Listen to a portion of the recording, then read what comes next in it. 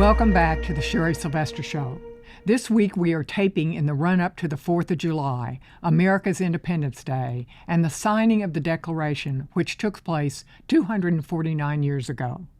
I'm joined by Ernesto Rodriguez, the curator and senior historian at the Alamo.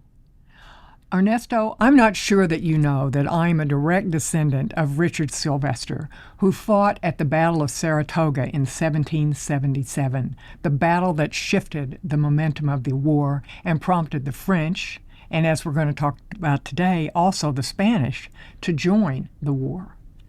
Richard Sylvester was 34 years old and the father of a new son when he marched from western Massachusetts with the militia over 100 miles to New York to rout the British in that legendary battle.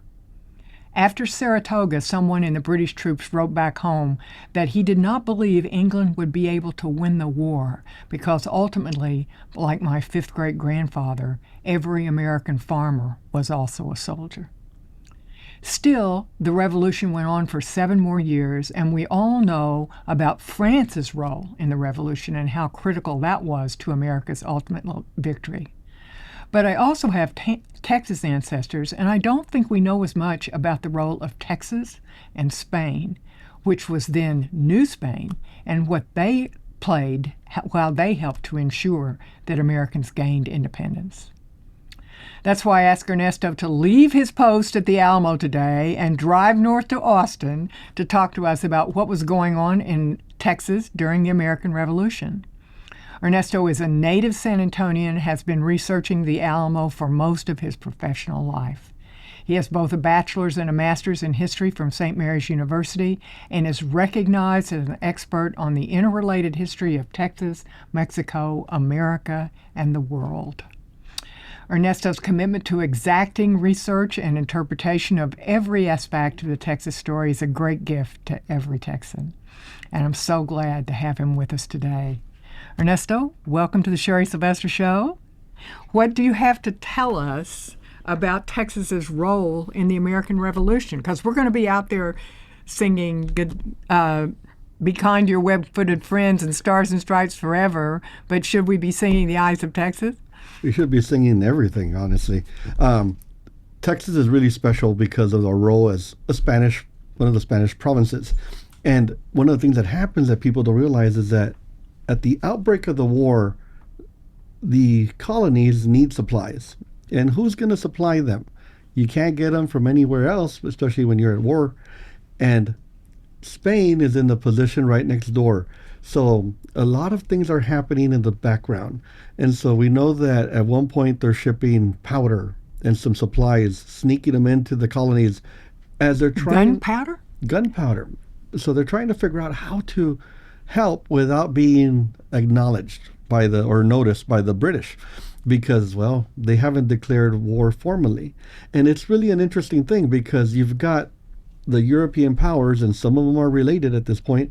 So France and Spain come to an agreement, and it's a treaty that they come to an agreement with, and Spain basically says, I will help you, but we need a few concessions or aid of our own. And one of them is trying to regain Gibraltar, Jamaica, things that they lost, and basically Florida, that they lost to the British. And so they begin to talk about this, and they agree to it. And when they agree, a few months later, Spain formally declares war on Great Britain, changing the course of history because they have the ability to really, really help because you're next door to the colonies. Tell us what the world looked like then. I mean, it's not like there was Texas with a panhandle and Oklahoma up over it.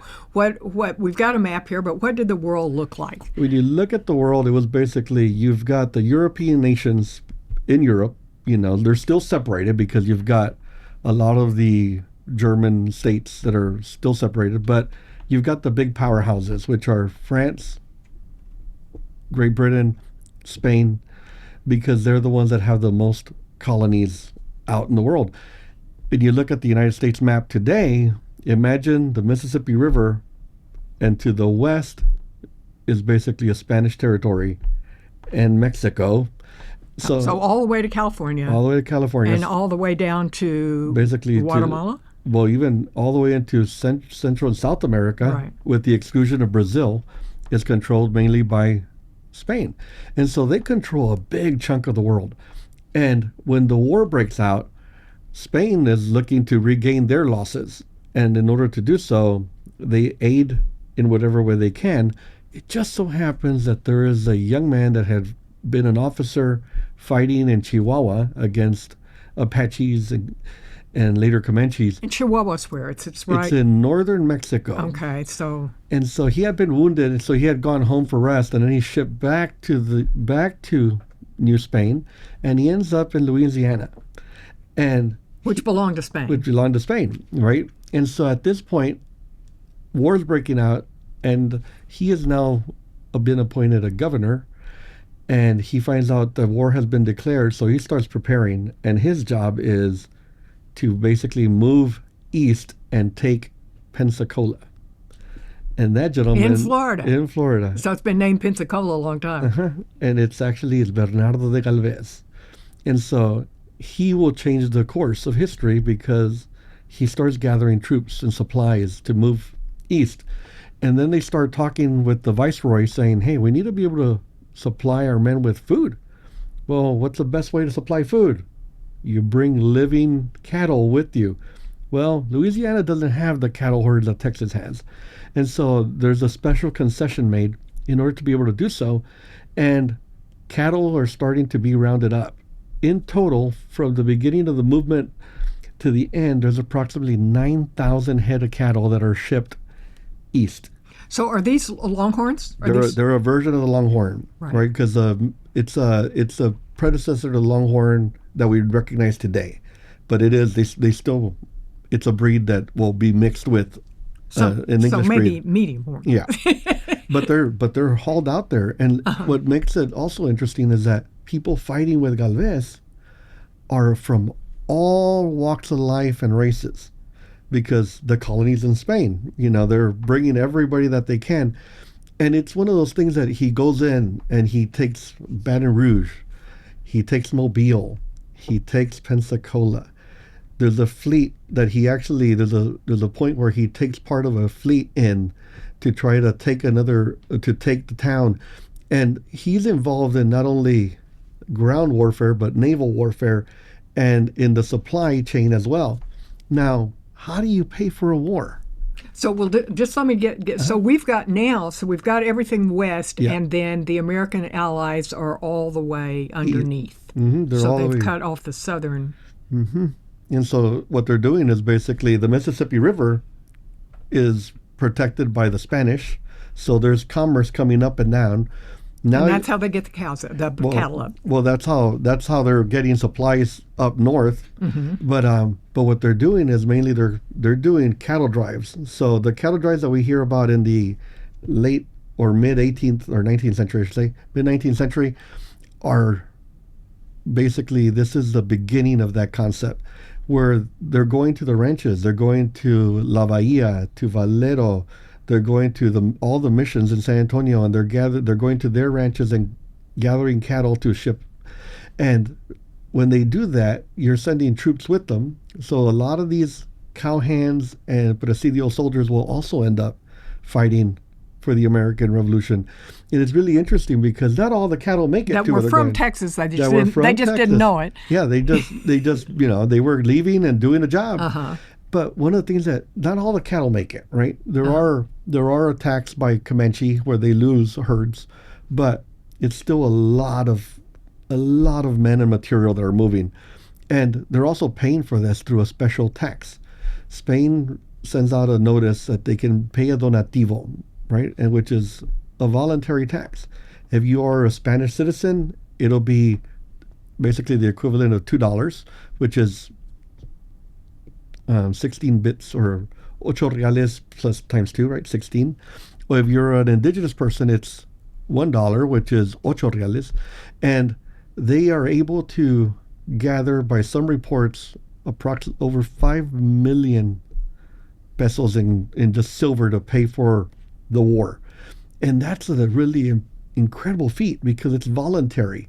It's the equivalent to about $300 million today that local people are doing. And so there's actually a list of people that descended or that are doing this donativo, which today allows them to join the Daughters of the American Revolution, the Sons of the American Revolution, because people are looking at this going like, Spain fought for us and they paid this tax, so they should be included in those roles, which makes the American Revolution bigger than what most people realize. They think it's 13 colonies. No, it's a world war.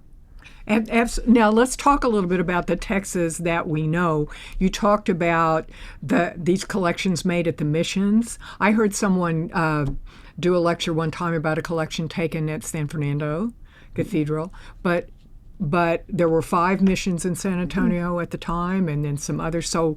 So in the world that we know, what did this look like when they were doing this collection of this 300 million? So it was a collection that was being done in all of the colonies of New Spain.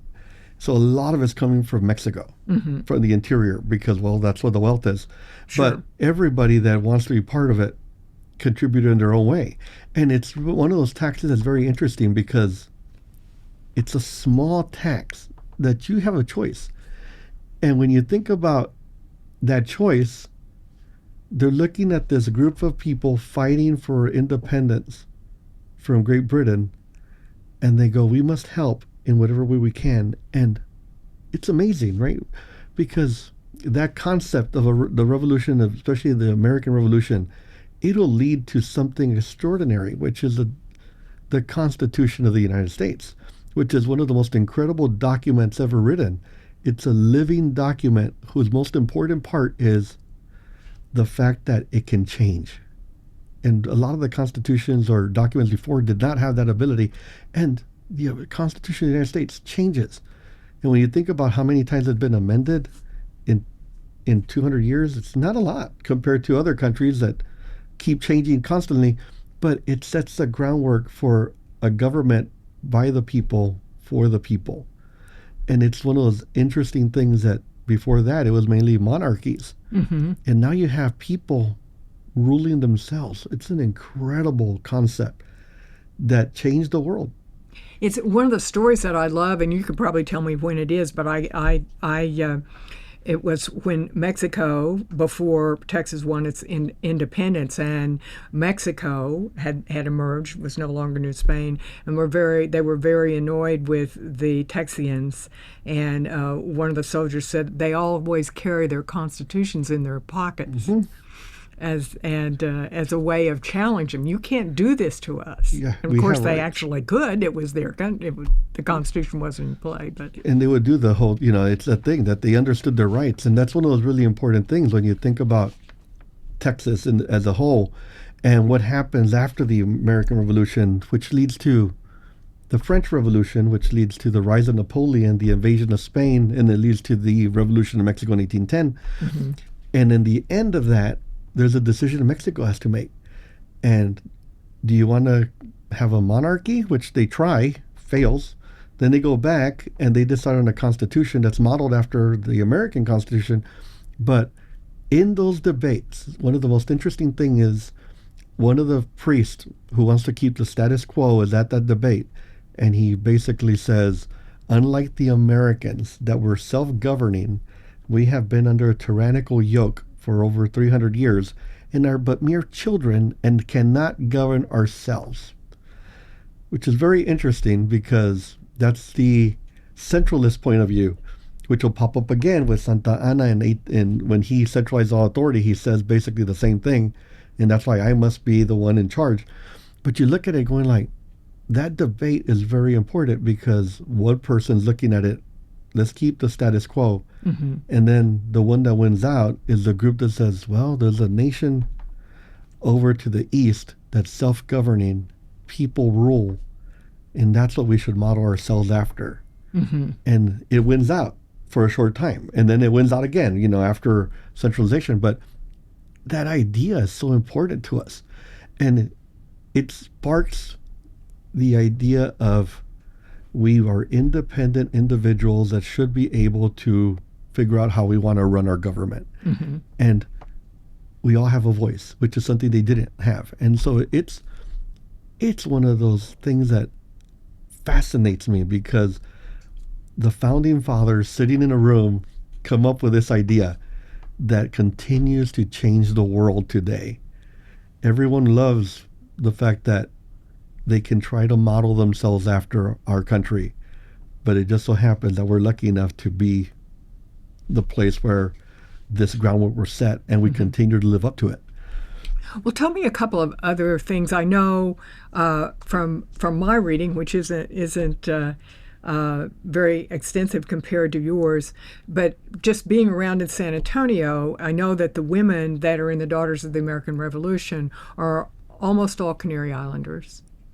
And so was there a reason for that? You said the money being contributed, and how was that money contributed? So you got $300 million. Does Galvez send it in a bag to George Washington? How does that work? They use it to buy supplies and other things. So they're helping the French by providing financial aid. They're helping their armies by paying for them, and then they're helping by supplying blankets and other things that are being sent not only to the Spanish army, but they're being shipped north for the cause. Okay. And so it's all being used to purchase So material. the stuff is coming over from Europe. This money's used to pay for it. And so that's what they're doing. And one of the things, too, is that when you think about the American Revolution and how important that 4th of July date is, right? Because you fast forward to the year 1845, Texas is debating whether or not to join the Union. And the day that they're debating is 4th of July, 1845, and that's when they vote to accept entrance into the United States. And then, it takes until December. But it's such an important date that even in Texas, when we were a republic, they are debating on that day just for that cause, whether or not we should join. So when we're in Texas, we're able to celebrate 2 times the American independence movement and then the debates that happened to join the Union. And it's fascinating for me because you look at it going like, these are people that actually understand the history. They understand where they're coming from. You look at the Travis letter, and when you read that, it's titled "To the People of Texas and All Americans in the World." He chose his audience. He uses phrases that are very important. American character, liberty, duty, honor. And he ends it with victory or death, the call sign that George Washington used when crossing the Delaware. There's a connection there. It's not that far away, right? It's about 60 years from the time. And you look at it going like, my God, they're making this connection because Travis knows that letter is going to get printed if it makes it out. And there's going to be people reading it in the United States that are going to be either grandfathers that fought in the American Revolution or descendants of people that fought in the American Revolution, and they see the same causes. And they're going to say, you know what you have to do? Right. They need you.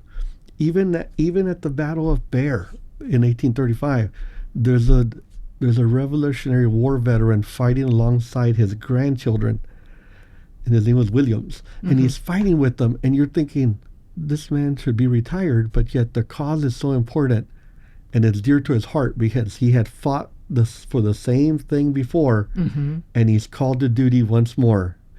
And what better leader of a family than someone that remembers where he came from and where this new republic can go. And I want to ask you about something else, and they all remembered where they came from. These were not big name people. They were a lot of them out of Tennessee and Kentucky, not out of Virginia. Yeah. Not big names. Travis is not a big name. But we're talking about this as if it happened, 1777. We do rout the British at Saratoga. You just mentioned Washington crossing the Delaware. This was a very long war. Were there dark times? Was there any doubting on the part of Spain that they might have bet on the wrong side? Well, I know they helped also with establishing a navy. So. Well, the thing is, Spain is looking at the big picture, and the more aid they can give, the better chance they got. And if you think about what Spain's actually doing is they're taking the Gulf Coast. You control the Gulf Coast, you just stopped any type of shipping from coming up through the south. So they're providing that kind of blockade, meaning that you're now funneling all the British supplies and things through the East Coast, where you have the French showing up and also some smaller Spanish galleons and things like that. But you have, they're funneling them in a way that they know that they can stop them. Now, how long is it going to take? You know, but they don't know. But they know that if they continue doing what they're doing, they're going to be able to just force them out in the long run. But it's costing money. It's costing supplies. But the fact that you've got this gentleman with this army in the South that is having victory after victory is a great morale booster, you know, and it shows it can be done. Well, so Galvez, I'm hoping everybody picks this up. This is Galveston, right? Yep. So when did that happen? Was Galveston named after him? It's named after the Revolution. It's named after him during when they opened the port up. But what's interesting about Galvez is that he serves in the American Revolution. He will later go on to take over his father's role as viceroy, and he'll die really young at the age of 38 from an illness. But when we go down to Mexico City and you look at the Chapultepec Castle, which is in the National Museum of History, where the New Orleans Grace flag that was captured by Santa Anna in 1836 at the Alamo, where it's displayed, Galvez is the one that started the construction of that building.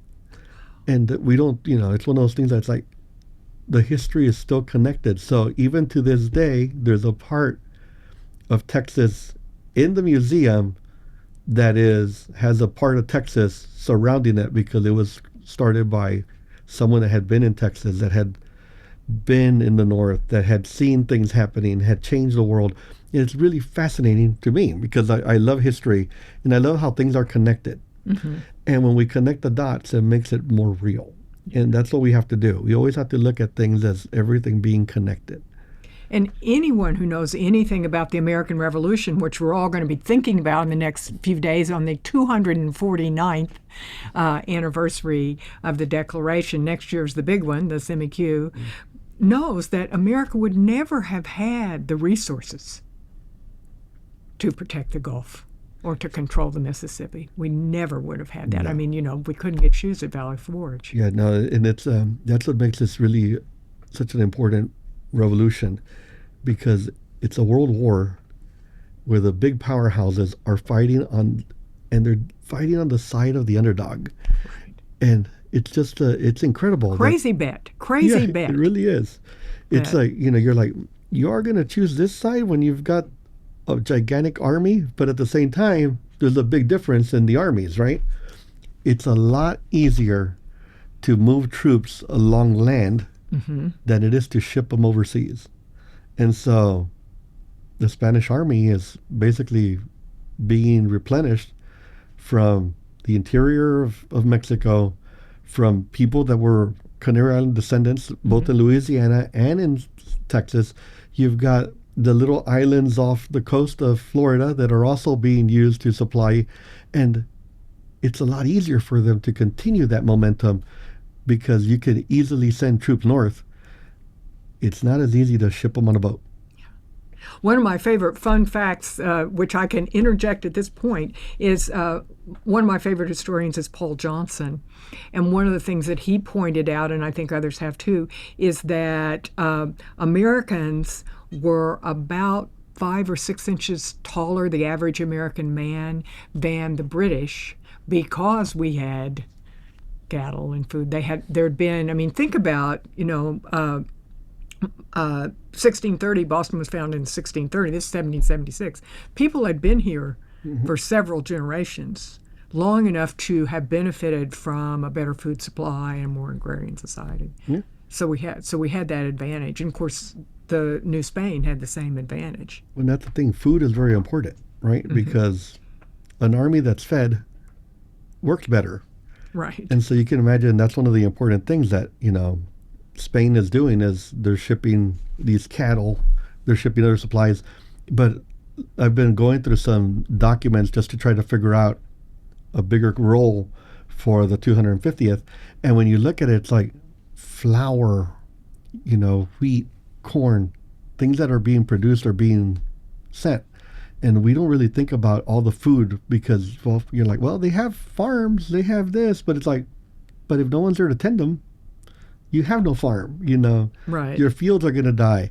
And, well, Spain has the ability to continue that process because they're here, So imagine they're shipping as much as they can. Now, they have the problem with the Comanche attacking them and doing things like that, but overall, to be able to transport about 9,000 head of cattle over the course of the revolution, that's an amazing feat through swampland. It is hard to figure. Now, one of the stories that some people may know, but I don't know how this relationship worked, is after the war, the King of Spain gave Washington mules. They weren't allowed to export mules out of Spain, which, of course, mules are a cross between a donkey and a horse. And they were really good for farming. Washington wanted them, and he got this gift from the King of Spain and became the father of the American mule, which, of course, made a big difference in farming in the South. But when we see these celebrations and we see Lafayette was over here so much, what else happened after the war where Spain surely was coming in and going, hey, you're welcome? Well, after the war, you think about, Spain gets stuck having to fight again because now the war ends in the United States. But it is now transported overseas to France, and it leads to the French Revolution, which leads to the Terror, right? Which leads to the rise of Napoleon. And now Napoleon's fighting in Europe, and the European powers are trying to take control, and it leads to him basically invading Spain, which leads to the abdication of the throne by Ferdinand VII, and it leaves this vacuum in Mexico, New Spain, because, well, the king is no longer the king, so Joseph is put on the throne, and it'll lead to Hidalgo's revolt in 1810. And one of the interesting things about Hidalgo's revolt is that, we typically go 16 de Septiembre in Mexican Independence Day, and you can ask people, what did he yell out? Did he yell out, we want freedom? And a lot of people say, yes. And like, no, he says death to bad government. And he ends it with, long live Ferdinand VII, who's the king that had been ousted. You're like, he doesn't really want freedom yet. He wants basically the French government out. And that leads to his demise, which leads to battles in Texas. And in the end, it leads to the Colonization Act of 1823 and then 1824, where Stephen F. Austin comes in. And one of the interesting things about Austin and his father is when Moses Austin comes to Texas to see if he can bring colonists in, he's from Missouri. And they're like, well, no, we don't want, we're not ready to allow Americans to live in Texas, right? Because this is the Spanish. And one of the things that they say he says is like, I'm Spanish. I was born in Missouri, which was part of the Spanish territories. And they're like, yeah, no. So there's this distrust at the end. But then, things sort of smooth over. And then, well, we have that little event in 1898, Spanish-American War, which will change everything again. But it's all connected. And that's the thing. All history is connected. So when you look at 1776, you can just connect the dots and you can see the movement of the revolution going back towards Europe and then circling back home and then making the full circle. And, it continues on. And it's really important that we look at history like that, as being connected, because everything happens for a purpose, and for every action, there's a reaction. And that the American Revolution is able to show that. Well, so I know with your work at the Alamo that we're doing a lot of conversation with the country of Spain because they want to very much be involved in the 250th anniversary next year. So what is happening that might surprise people who don't know this story? Of course, after they hear this, then they'll understand completely. Well, we're working with Spain, and which is really great because Spain's all on board on helping us with whatever we need for the new museum and for an exhibit that at we the want to Alamo, work on. the new museum at the Alamo. The new museum at the Alamo, yes. And so we're really excited because they want their story told. They want to show people that we helped in the American Revolution. And one of my goals is to be able to push that story forward because it's very important. It shows how important the missions are, how important Valero was in the entire story, because without the cattle coming out of Texas, who knows what would have happened to the Spanish army. Right. And so you look at it, and it actually shows an early melting pot as well, because the Spanish army is made up of everybody. And Spain is pushing everybody across. And so Spain's excited about the project because we're able to connect the dots, and they want to help. And so we've been talking with museums in Spain and see how we can get information. We've been talking to the Archive of the Indies to try to get copies of documents that showcase the Spanish side of the American Revolution, because if we tell both sides of the story, it shows how important not only the American Revolution and the connection with Spain is, but it also shows how important Spain was to the world at large, and how we got to the Battle of the Alamo. And it's one of those things that's really great for us because we've made these connections with Spain that are so important that we're able to make the connections move forward into actually a tangible museum. And I'm looking forward to continuing to talk to them and hopefully traveling back to Spain to look at items that we can borrow for our museum for the 250th, because we want to tell the full story. And the 250th anniversary of the American Revolution cannot be told without Spain's role. And being at the Alamo, a former Spanish mission, we're able to do so. So if there's I want you to wrap it up. I mean, the message here is it's not just the tea in the harbor. No, it's not. It's not just the tea in the harbor. It's a mixture of communities coming together for a common good. Whether you were a Spanish community, a French community, or an American colonist, they all come together for what they believed in. And it was basically a creation of a new nation that continues to this day to be a beacon for others. Thank you, Ernesto. It's just, when you think about it, it's just a miracle that the stars aligned. It is just a miracle. And thank you all for joining us on the Sherry Sylvester Show. You can subscribe to this podcast at Apple or Spotify or wherever you get your podcasts. Follow me at X on Sylvester 1630, and if you'd like to receive my 9th in Congress newsletter, including my weekly winners and losers list, you can sign up at TPPF's website, www.texaspolicy.com.